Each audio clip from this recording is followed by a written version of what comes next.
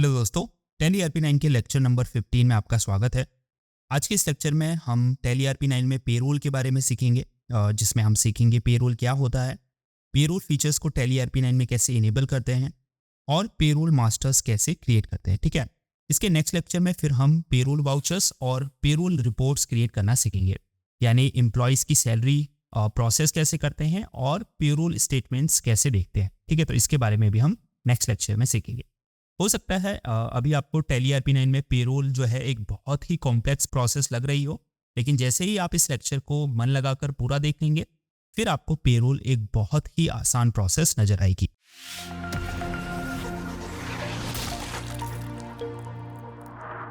तो सबसे पहले आपको क्या करना होगा, टैली आरपी 9 में आपको पेरोल फीचर्स को इनेबल करना होगा। ठीक है, तो उसके लिए आपको F11 की प्रेस करनी है। उसके बाद आपको अकाउंटिंग फीचर्स में जाना है और यहाँ आपको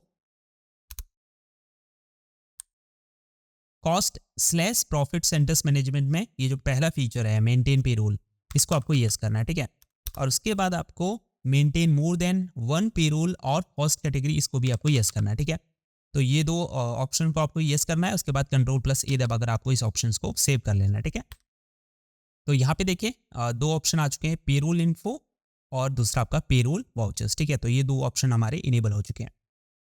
इसके अलावा अगर आप एम्प्लॉयज़ की सैलरी में से पीएफ काटते हैं, टीडीएस काटते हैं, ठीक है, पीटी है, ईएसआई है, एनपीएस है, तो ये सब अगर आप काटते हैं तो उसके लिए आपको जो है स्टैट्यूटरी फीचर्स को भी पेरोल के उनको इनेबल करना होगा। तो फिर से F11 की प्रेस करेंगे।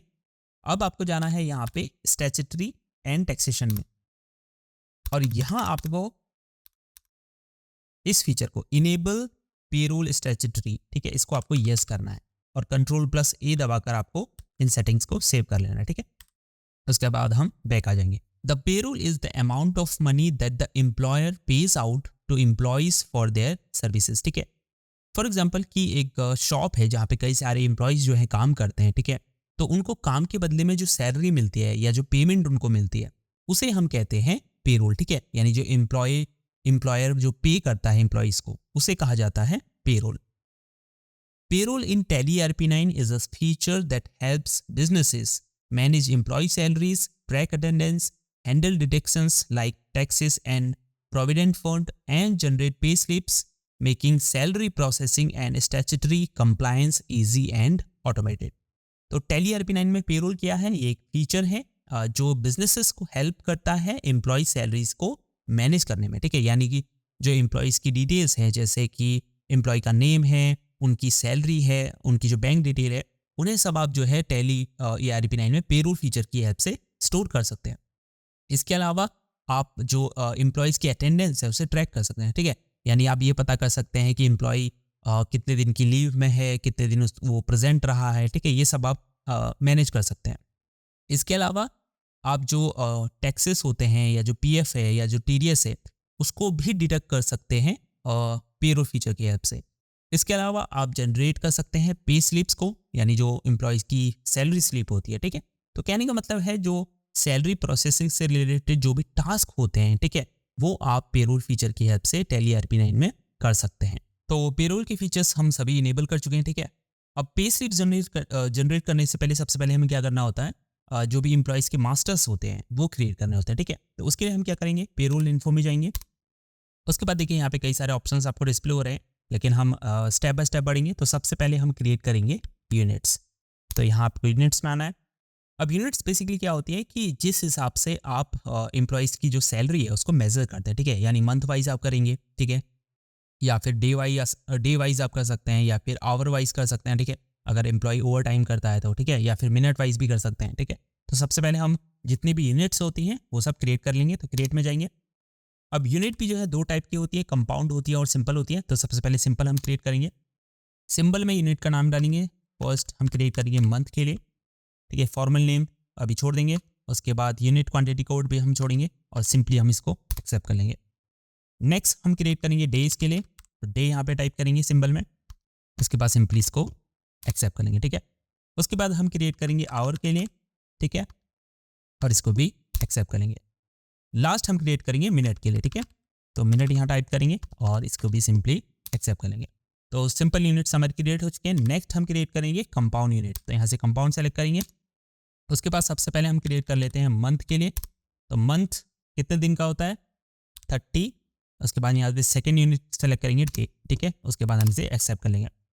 नेक्स्ट हम क्रिएट करेंगे डे के लिए। तो डे कितने, यानी डे का मतलब यह है कि कितने घंटे आपका एम्प्लॉई जो है काम कर रहा है, ठीक है। हम जैसे 8 आवर यहाँ पे सिलेक्ट करते हैं, तो सेकेंड यूनिट हमारी आ जाएगी आवर, ठीक है। और इसके बाद हम इसे एक्सेप्ट कर लेंगे। थर्ड हम आवर के लिए बनाएंगे, ठीक है। आवर कितने मिनट का होता है? 60 मिनट का।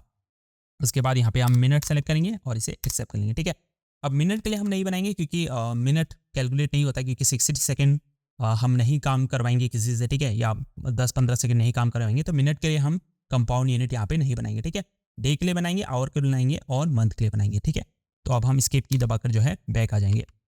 तो फर्स्ट स्टेप हमारा कंप्लीट हो चुका है, यूनिट्स हम जो है क्रिएट कर चुके हैं। नेक्स्ट हम क्रिएट करेंगे अटेंडेंस या स्लैश प्रोडक्शन टाइप्स, ठीक है। तो सिंपली इस पर एंटर दबाएं, उसके बाद क्रिएट पर आपको क्लिक करना है, ठीक है। तो सबसे पहले हम अटेंडेंस बनाएंगे प्रेजेंट का, ठीक है, प्रेजेंट।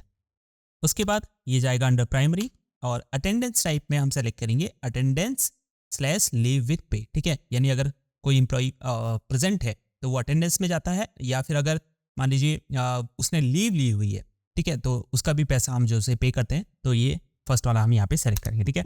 उसके बाद ये पीरियड टाइप डेज ही रहेगा और आपको सिंपली एक्सेप्ट करना है। नेक्स्ट हम बनाएंगे अब्सेंट का, ठीक है। अब्सेंट अंडर प्राइमरी रहेगा। अब अटेंडेंस टाइप क्या है? लीव विदाउट पे, ठीक है। यानी अब्सेंट है तो इसने लीव नहीं लिए और इसका हम इसे पैसा जो है नहीं देंगे इस दिन का, ठीक है। तो हम इसे लीव विदाउट पे में सेलेक्ट करेंगे। उसके बाद ये भी डेज में जाएगा, आपको सिंपली इसको एक्सेप्ट कर लेना है। थर्ड हम बनाएंगे आपका कैजुअल लीव का, ठीक है, CL का। कैजुअल लीव क्या होती है? बेसिकली कि कंपनी ने किसी एम्प्लॉय को जो है लीव दी हुई है या फिर उसको लीव अलाउ है, ठीक है। यानी मंथ में होता है ना कि कई कंपनीज में जो है 2 दिन की या 1 दिन की जो लीव होती है वो एम्प्लॉय को दी जाती है, ठीक है। तो उसको हम यहाँ पे क्रिएट करेंगे, अंडर प्राइमरी जाएगा। और अब अटेंडेंस टाइप में ये जाएगा अटेंडेंस लीव विथ पे, ठीक है। यानी इस दिन का पैसा भी जो है इसको मिलेगा, एक तरह से प्रेजेंट ही ये है, ठीक है। अब सिंपली हम इसे एक्सेप्ट कर लेंगे। नेक्स्ट हम क्रिएट करेंगे लेट के लिए, ठीक है, लेट यहाँ पे टाइप करेंगे। उसके बाद ये जाएगा अंडर प्राइमरी और अटेंडेंस टाइप में ये जाएगा प्रोडक्शन, ठीक है। तो लेट या ओवर टाइम जो है वो प्रोडक्शन में जाता है। उसके बाद यूनिट लेट होता है आवर ऑफ 60 मिनट, ठीक है। यानी घंटों के हिसाब से लेट हो सकता है या मिनट्स के हिसाब से जो है एम्प्लॉय लेट हो सकता है, ठीक है। तो यहाँ पे यूनिट से हम आवर ऑफ 60 मिनट सेलेक्ट करेंगे। उसके बाद हम इसे एक्सेप्ट करेंगे। नेक्स्ट बनाएंगे हम ओवर टाइम का। उसके बाद ये अंडर प्राइमरी रहेगा अटेंडेंस टाइप में, ये भी प्रोडक्शन जाएगा और ये भी जाएगा आवर ऑफ 60 मिनट, ठीक है। तो इसे भी हम एक्सेप्ट कर लेंगे। इसके बाद एस्केप दबाकर हम पीछे आएंगे। तो हमारी अटेंडेंस और प्रोडक्शन टाइप भी जो है क्रिएट हो चुके हैं। नेक्स्ट जो है हम क्रिएट करेंगे पे हेड्स, ठीक है। अब पे हेड्स क्या होते हैं? बेसिकली ये होते हैं एम्प्लॉयज़ की सैलरी के डिफरेंट पार्ट्स, ठीक है। फॉर एग्जांपल कि एक एम्प्लॉय की सैलरी है 40,000, ठीक है। अब उसमें क्या होगी? डिफरेंट टाइप्स ऑफ अर्निंग होगी उसकी। जैसे इसको बेसिक सैलरी मान लीजिए 20,000 मिलती है, ठीक है। फिर उसको DA मिल रहा है, बोनस मिल रहा है, या कुछ इंसेंटिव्स अगर उसे मिल रहे हैं, या फिर अगर वो ओवर टाइम करता है तो उसको पैसा मिलता है अलग से, ठीक है। तो ये जितनी भी डिफरेंट टाइप्स ऑफ अर्निंग है वो उसकी पे हेड्स कहलाती है, ठीक है। इसके अलावा जो भी डिडक्शन होती है, मान लीजिए प्रोफेशनल टैक्स उसका कट रहा है, PF कट रहा है, ESI कट रहा है, ठीक है, या फिर लेट आने पर उसका कुछ पैसा कट रहा है, तो ये सारे उसके जो हैं पे हेड्स कहलाते हैं, ठीक है। तो सबसे पहले हम क्या करेंगे? अब पे हेड्स क्रिएट करेंगे। तो उसके लिए हम जाएंगे पे हेड्स में और एंटर प्रेस करेंगे। अब हम करेंगे क्रिएट पे। तो सबसे पहला हम जो पे हेड क्रिएट करेंगे वो है बेसिक सैलरी का, ठीक है।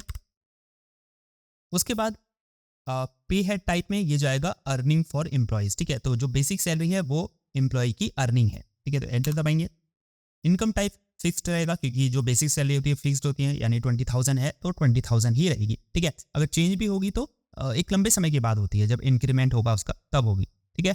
तो ये बेसिकली फिक्स में ही रहेगी। उसके बाद अंडर ये किसके जाएगा? इनडायरेक्ट एक्सपेंसेस के, ठीक है, क्योंकि ये कंपनी के लिए एक इनडायरेक्ट एक्सपेंसेस है। जो एम्प्लॉयज़ की सैलरी होती है वही कंपनीज के लिए इनडायरेक्ट एक्सपेंसेस होते हैं। उसके बाद अफेक्ट नेट सैलरी यस रहेगा। Name to be displayed in pay slip, ठीक है। तो यानी पे स्लिप में आप क्या नेम इस पे हेड का रखना चाहते हैं, तो हम बेसिक सैलरी रखना चाहते हैं तो इसको सिंपली ये रखेंगे, ठीक है। Use for calculation of gratuity इसको नो रखेंगे, ठीक है। Set alter income tax details भी नो रहेगा। उसके बाद है कैलकुलेशन टाइप्स, ठीक है। अब यहाँ आपको ध्यान रखना है कि इस सैलरी को आप किस तरह से कैलकुलेट करना चाहते हैं। तो ये फ्लैट रेट है, ठीक है, यानी कि जब हम पे स्लिप क्रिएट करेंगे तो वहाँ पे हम इसको चेंज नहीं करेंगे, ये फ्लैट रेट रहेगा, 20,000 है 20,000 ही रहेगा, ठीक है। उसके बाद एंटर दबाएंगे। कैलकुलेशन पीरियड आप क्या करना चाहते हैं, ठीक है, तो ये मंथ वाइज, यानी अगर हमने 20,000 सेट किया है तो वो मंथ वाइज पे होगी, ठीक है। उसके बाद एंटर दबाएंगे। राउंडिंग मेथड नॉट एप्लीकेबल रहेगा और उसके बाद सिंपली हमको इसको एक्सेप्ट कर लेना है। नेक्स्ट पीरियड हम क्रिएट करेंगे डियरेंस अलाउंस, ठीक है, यानी डीए के लिए, ठीक है। अब डीए क्यों मिलता है किसी एम्प्लॉय को, ये मिलता है इन्फ्लेशन के कारण, ठीक है, यानी अगर इन्फ्लेशन के कारण प्राइजेस अप हो जाते हैं चीज़ों के, ठीक है, महंगाई बढ़ जाती है, तो उसके लिए क्या करती है, कई कंपनियां जो है बेसिक सैलरी पर कुछ % डीए एम्प्लॉयज़ को प्रोवाइड करती है, ठीक है, तो उसे बोला जाता है डीए और उसे हम हिंदी में कहते हैं महंगाई भत्ता, ठीक है। तो यहाँ पे नाम टाइप करेंगे सबसे पहले डियरनेस अलावेंस, ठीक है। उसके बाद पेयर टाइप में अर्निंग फॉर एम्प्लॉयज, ठीक है, तो डीए भी एम्प्लॉय के लिए अर्निंग होती है। इनकम टाइप फिक्स्ड रहेगा, अंडर जाएगा इनडायरेक्ट एक्सपेंसेस के, ठीक है। अफेक्ट नेक्स्ट सैलरी यस रहेगा और name to be display in pay slip, तो इसे हम डीए कर देते हैं क्योंकि हम पे स्लिप में डीए इसको डिस्प्ले करना चाहते हैं, ठीक है। उसके बाद ये नो रहेगा, ये भी नो रहेगा और कैलकुलेशन टाइप में अब ये आएगा एज कंप्यूट वैल्यू, ठीक है। जब भी हम परसेंटेज में पे हेड ऐड कर रहे होते हैं तो हम उसे एज कंप्यूट वैल्यू करते हैं, ठीक है। उसके बाद राउंडिंग मेथड नॉट एप्लीकेबल। अब कंप्यूट में ये आएगा आपका ऑन स्पेसिफाइड फॉर्मूला में, ठीक है, क्योंकि हमें परसेंटेज में लगाना है और बेसिक सैलरी के ऊपर लगाना है। उसके बाद पे हेड आपको ऐड करना है बेसिक सैलरी, ठीक है। अब एंड ऑफ लिस्ट सेलेक्ट करना है और उसके बाद अमाउंट अप टू, अब यानी आपको यहाँ पे कुछ कंडीशंस देनी है, ठीक है, यानी मान लीजिए आपकी जो कंपनी है उसमें कई एम्प्लॉयज़ की कई डिफरेंट सैलरी हो सकती है, जैसे किसी की 20,000 होगी, किसी की 30,000 होगी, किसी की 50 होगी, किसी की 1 लाख होगी, ठीक है। तो हर किसी को अलग अलग जो है डीए मिलता है, ठीक है। तो यहाँ पे आपको सारा कंडीशंस जो है टाइप करनी है। जैसे मैं मान लीजिए टाइप करता हूँ कि 20,000 पे, यहाँ से परसेंटेज सेलेक्ट करेंगे, 20,000 अगर किसी की सैलरी है या उसके अंदर है तो उसको मिलेगा 2%, ठीक है। अब 20,000 से ज़्यादा है और 50,000 के अंदर है, ठीक है, तो उसे हम देंगे 4%, ठीक है। तो ऐसे ही आप और कंडीशंस जो है दे सकते हैं अपनी कंपनी के अकॉर्डिंग। उसके बाद हम एंटर दबाकर जो है आगे बढ़ेंगे और इसके बाद इसको जो है हम एक्सेप्ट कर लेंगे।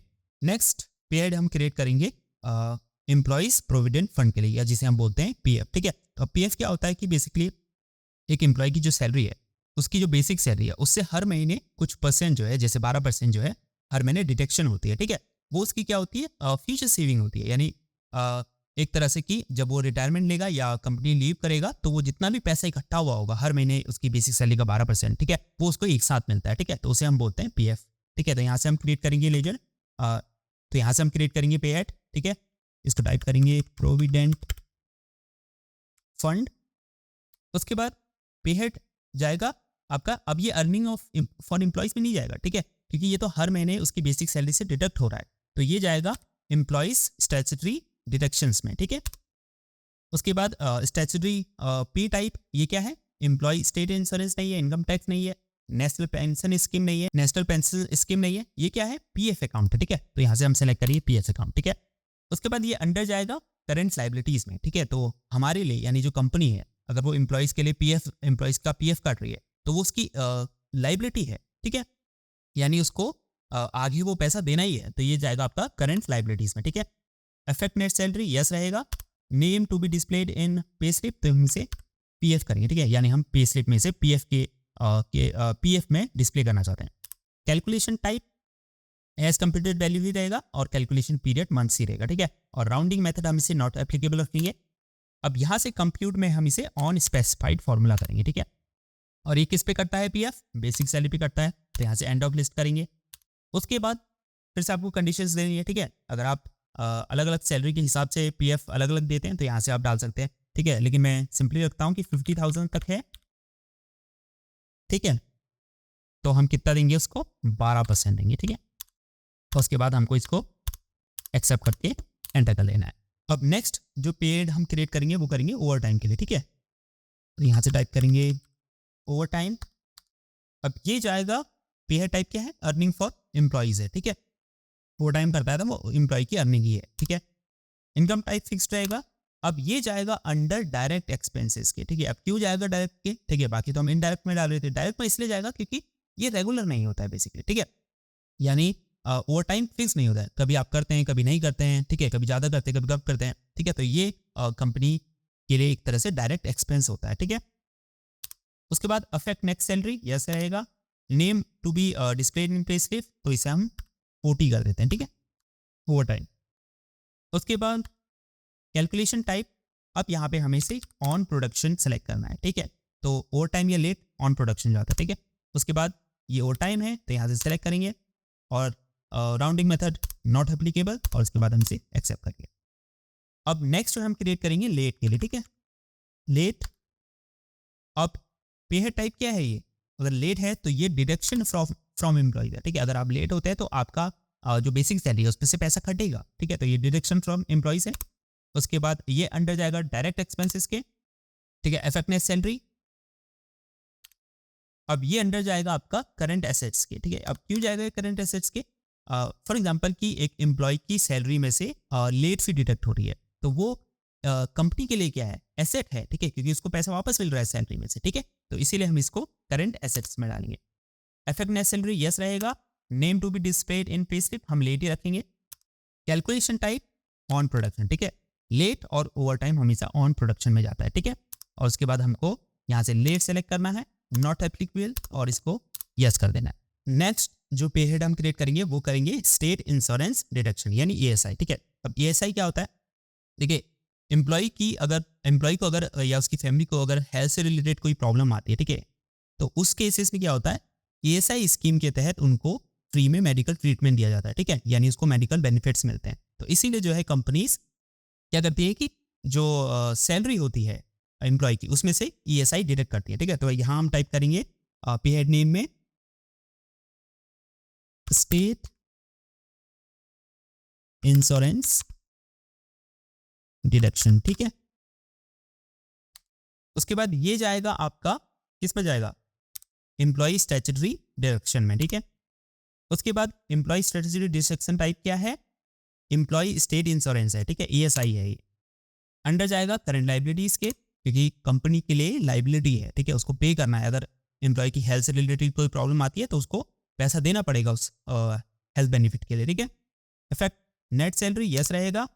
Name to be displayed in pay slips, तो हम इसे ESI करेंगे, ठीक है। उसके बाद नॉट एप्लीकेबल रहेगा, और यहाँ से हम कंप्यूट करेंगे ऑन स्पेसिफाइड फॉर्मूला पे, ठीक है।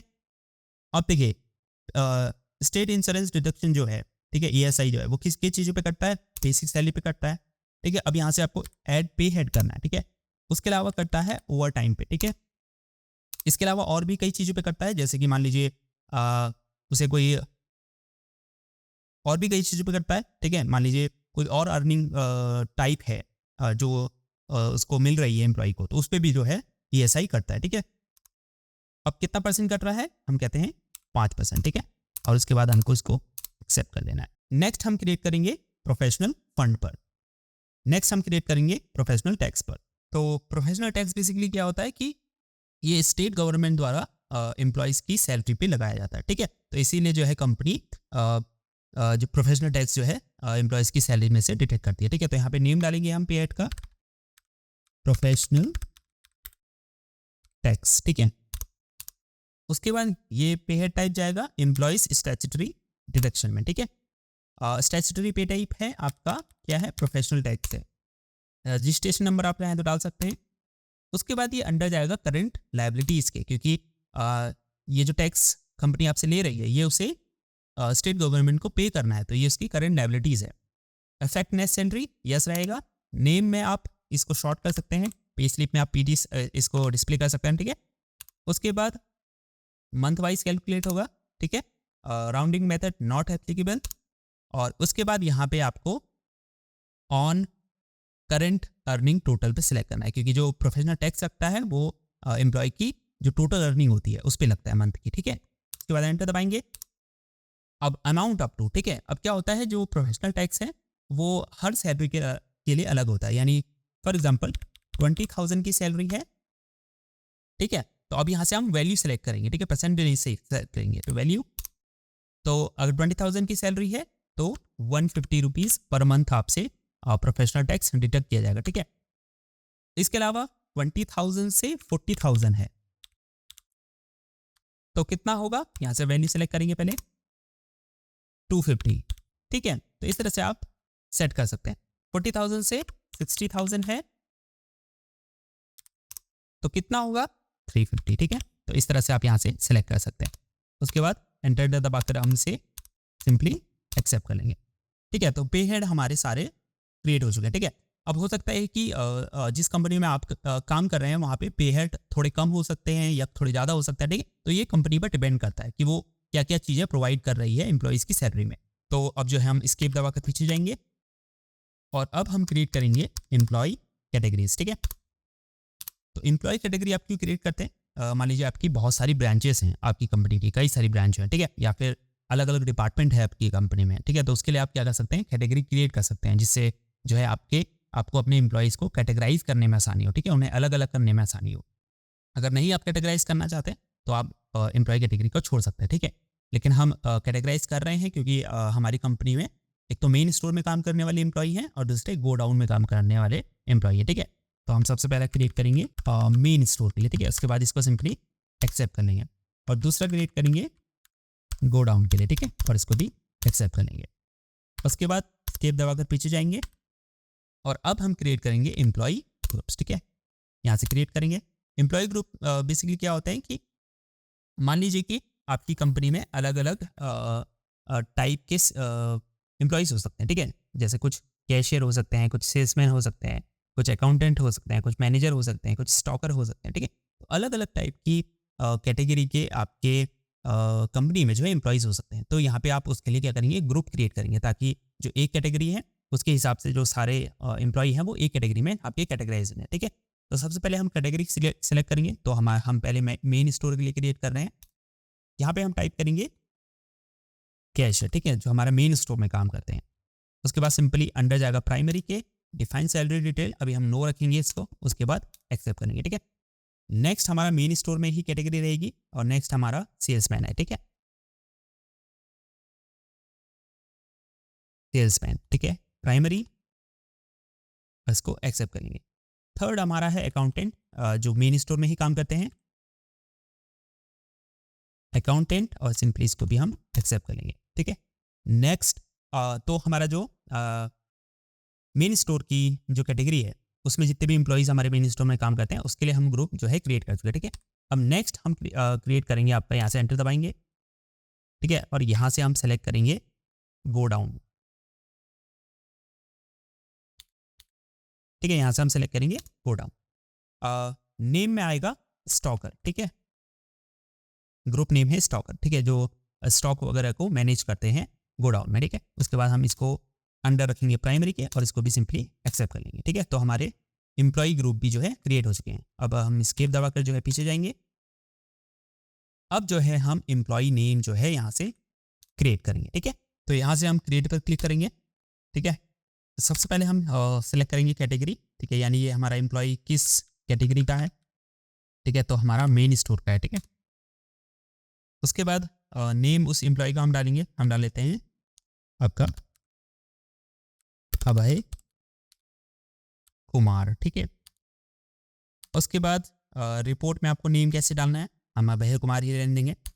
अंडर जाएगा ये क्या है, अभय कुमार क्या है, तो हम इस सेलेक्ट कर देते हैं यहाँ से, ये अकाउंटेंट है, ठीक है। डेट ऑफ ज्वाइनिंग क्या है, तो हम इसको 1 अप्रैल ही रहने दे सकते हैं, ठीक है। आप वो डेट ऑफ ज्वाइनिंग डालेंगे जिस डेट को अभय कुमार ने कंपनी में ज्वाइन किया है, ठीक है। डिफाइन सैलरी डिटेल, चाहे तो आप भाई की सैलरी आप यहाँ से डाल सकते हैं, लेकिन अभी हम इसे छोड़ेंगे, ठीक है। अभी आगे हम बताएंगे कैसे सैलरी आप डिफाइन करेंगे, तो नो ही रहने देंगे। उसके बाद यहाँ से आप जनरल इन्फॉर्मेशन डाल सकते हैं, जैसे एम्प्लॉय नंबर है, डेजिग्नेशन है, ठीक है, फंक्शन क्या है, उसका काम क्या है, लोकेशन कहाँ पे है, जेंडर क्या है, डेट ऑफ बर्थ क्या है, ठीक है। तो ये बेसिक डिटेल जनरल डिटेल आप डाल सकते हैं, ठीक है। मैं फिलहाल इसे छोड़ देता हूँ। यहाँ से अगर आप चाहें तो यस करेंगे तो आप उसकी बैंक डिटेल प्रोवाइड कर सकते हैं, ठीक है, अगर आप सीधे बैंक में सैलरी डिपॉजिट करना चाहते हैं तो। अभी फ़िलहाल हम इसे नो ही रहने देंगे। उसके बाद यहाँ से आप स्टैट्यूटरी डिटेल्स भी जो है डाल सकते हैं, ठीक है। अभी हम इसे छोड़ देंगे, उसके बाद हम इसे एक्सेप्ट कर लेंगे। नेक्स्ट जो है हम क्रिएट करेंगे आपकी मेन स्टोर के लिए ही मनीषा सक्सेना, ठीक है। तो ये एम्प्लॉय का नाम है। उसके बाद ये आपका जाएगा अंडर कैशियर, ठीक है। डेट ऑफ ज्वाइनिंग आपको डालनी, हम 1 अप्रैल ही रहने देंगे, ठीक है। डिफाइन सैलरी डिटेल्स नो करेंगे और जनरल इन्फॉर्मेशन को अभी हम छोड़ दे रहे हैं, ठीक है। आप चाहे तो डाल सकते हैं, बहुत ईजी है, ठीक है। उसके बाद हम सिंपली एक्सेप्ट करेंगे। नेक्स्ट जो है हम क्रिएट करेंगे आपका गो डाउन के लिए, ठीक है। तो यहाँ पे नेम डालेंगे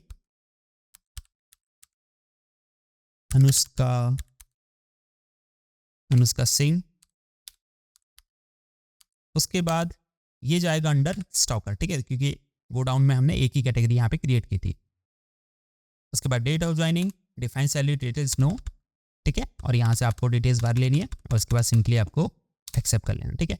तो एम्प्लॉय क्रिएशन हमारा हो चुका है, ठीक है। आप चाहे तो जितने भी एम्प्लॉयज़ आपके हैं वो आप डाल सकते हो, ठीक है। मैं एग्जांपल के लिए बता रहा हूँ, तो मैं सिर्फ 3 ही आपको क्रिएट करके दिखा रहा हूँ, ठीक है। उसके बाद आपको क्या करना है, स्किप दबाकर पीछे जाना है। अब हम जाएंगे आपका सैलरी डिटेल्स में, जहाँ पे हम सैलरी जो है डिफाइन करेंगे, ठीक है। तो डिफाइन पर आपको एंटर करना है। उसके बाद यहाँ से जो है आप ग्रुप वाइज भी जो है एम्प्लॉयज़ की सैलरी डिफाइन कर सकते हैं या सिंगल भी कर सकते हैं, यानी नेम वाइज भी सैलरी डिफाइन कर सकते हैं, ठीक है। यानी कि मान लीजिए आप सभी सेल्समैन की एक साथ करना चाहते हैं, ठीक है। तो सिंपली यहाँ से आप सभी की एक साथ जो है सेल्समैन की कर सकते हैं, ठीक है। लेकिन आप नेम वाइज करना चाहते हैं तो नेम वाइज भी कर सकते हैं। जैसे हम अनुष्का सिंह की करते हैं तो हमको सिलेक्ट करना है और एंटर दबाना है, ठीक है। इफेक्टिव फ्रॉम यानी ज्वाइनिंग डेट क्या थी, तो हम यहाँ से 1/4/2023 डाल देते हैं, ठीक है। उसके बाद पे हेड अब आपको सेलेक्ट करना है, ठीक है। तो सबसे पहले बेसिक सैलरी, ठीक है। अनुष्का सिंह क्या है, स्टॉकर है, तो इसकी सैलरी है आपकी लेट्स से 20,000, ठीक है। उसके बाद सेकंड जो पे हेड हम सेलेक्ट करेंगे डियरनेस अलाउंस यानी डीएस का डिटेक्ट करेंगे। अब देखिए टैली ने क्या किया, हमने एज कंप्यूटेड वैल्यू वहाँ डाला था यानी परसेंटेज में दिया था, ठीक है। तो इसने ऑटोमेटिकली जो है डीए डिटेक्ट कर लिया, ठीक है। जब हम पे स्लिप बनाएंगे तो ये सारा डिडक्शन खुद ही कर लेगा, ठीक है। उसके बाद हम लेट करते हैं। अब लेट का रेट क्या है, हम सेलेक्ट यहाँ पे डिफाइन कर देते हैं कि 50 रुपीज़ है अगर आप पर आवर लेट होते हैं तो, ठीक है। उसके अलावा ओवर टाइम का क्या रेट है, 100 ओवर टाइम का रेट है, ठीक है। यानी अगर आप 1 घंटे काम करते हैं ओवर टाइम तो उसका 100 रुपये चार्ज आपको 100 रुपये आपको मिलेगा, ठीक है। उसके बाद प्रोफेशनल टैक्स ऑटोमेटिक डिटेक्ट कर लेगा, ठीक है। जैसे ही हमने एज कंप्यूटेड वैल्यू डाला था वहाँ, ठीक है। ऐसे ही प्रोविडेंट फंड को भी इसने एज कंप्यूटेड वैल्यू में ऑटोमेटिकली डिटेक्ट कर लिया, ठीक है। उसके बाद स्टेट इंश्योरेंस डिटेक्शन यानी ईएसआई, ठीक है, इसको भी ये ऑटोमेटिकली डिटेक्ट कर लेगा, ठीक है। उसके बाद आपको सिंपली एंटर दबा के एक्सेप्ट कर लेना है, ठीक है। तो इस तरह से जो है आप एम्प्लॉयज़ की सैलरी जो है डिफाइन कर सकते हैं, ठीक है। तो ऐसे ही करके ऐसे ही आप एक एक करके सारी एम्प्लॉयज़ की सैलरी को आराम से डिफाइन कर सकते हैं, ठीक है। तो अब हम स्किप दबाकर पीछे जाएंगे। तो इस लेक्चर को बेसिकली यहीं पे एंड करते हैं क्योंकि वीडियो बहुत लंबी हो गई है, ठीक है। नेक्स्ट लेक्चर में हम वाउचर टाइप्स क्रिएट करने सीखेंगे पेरोल के, ठीक है। और इसके अलावा हम पेरोल वाउचर्स क्रिएशन के बारे में भी सीखेंगे, ठीक है। और साथ ही हम सैलरी स्लिप कैसे जनरेट करते हैं इस बारे में भी नेक्स्ट लेक्चर में सीखेंगे, यानी 16th लेक्चर में जो है सीखेंगे, ठीक है। तो इस वीडियो को यहीं एंड करते हैं। मैं आपसे गुजारिश करूंगा कि अगर आपको पेरोल अच्छे से सीखना है तो आपको नेक्स्ट लेक्चर जरूर से देखना है, ठीक है। तो अगर आपको ये वीडियो यूजफुल लगी तो इस वीडियो को लाइक और चैनल को सब्सक्राइब करना बिल्कुल ना भूलें, ठीक है। आपसे मिलते हैं नेक्स्ट लेक्चर में, अपना ख्याल रखें, तब तक के लिए गुड बाय।